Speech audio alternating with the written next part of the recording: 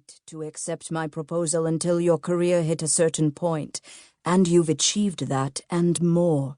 So I think you should say yes at last and put me out of my misery." Wren sucked in a breath and moved so she could see his face better. His utterly gorgeous face, sooty lashes at half-mast over hazel eyes, a beautiful mouth, generally set into a sneer of some sort, framed perfectly by his beard. He often looked like a broody, sullen prince or a fallen angel. Whichever, he was stunning in his own unique way, and all hers. True that he was also bossy, imperious, temperamental, and cranky, but she rather thought of him as the anemone and she the clownfish.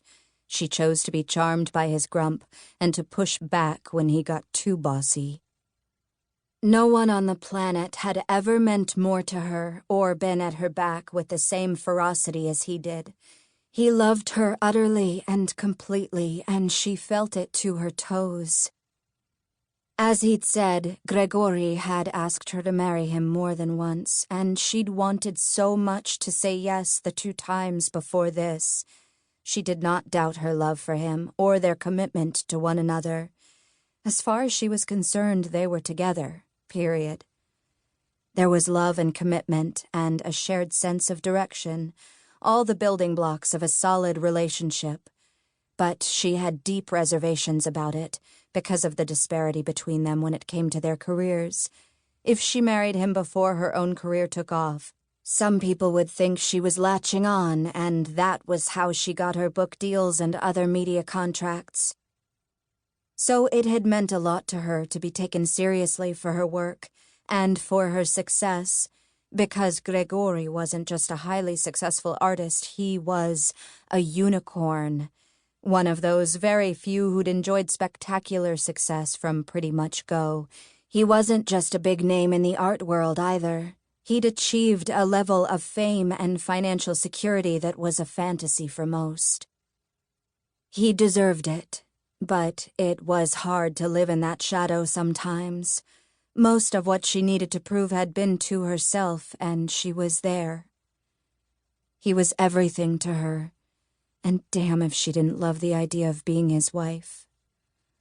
"You sure you want to marry me?" she asked, though she knew the answer. She needed to hear him say it again.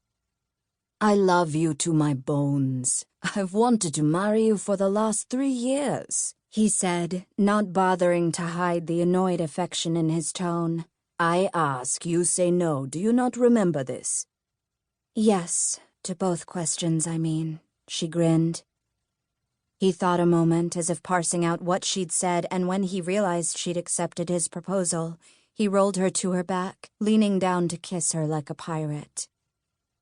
Then he showed her the ring box again. "This was my grandmother's ring. My mother gave it to me several years ago with very specific instructions that it was only for you, and that if I was stupid enough to let you get away, I had to give this back. I suppose I hoped it might help make my case at long last." He slid the engagement ring on her finger, and she paused, stunned and touched deeply as she looked at the way it sparkled. "I love it." A piece of his past. A token of acceptance from the other most important woman in his life, his mother. He kissed her then, long and sweet. He took his time as he poured all his pleasure into it. "You're such a fantastic kisser," she murmured against his lips. In truth, he was fantastic at most things of a sensual or sexual nature, an artist in bed as well. Wren knew her good fortune and was grateful for it every day. "Because I'm addicted to your taste." Underlining that statement, he cruised his mouth down her neck and across her collarbone, licking over her freckles here and here. Every time was this way. Even after years, each touch was hotter than the last. Wren dug her nails into his shoulders as he caught her nipple between his teeth through the fabric of the camisole she wore. He growled in response and kicked her pulse higher.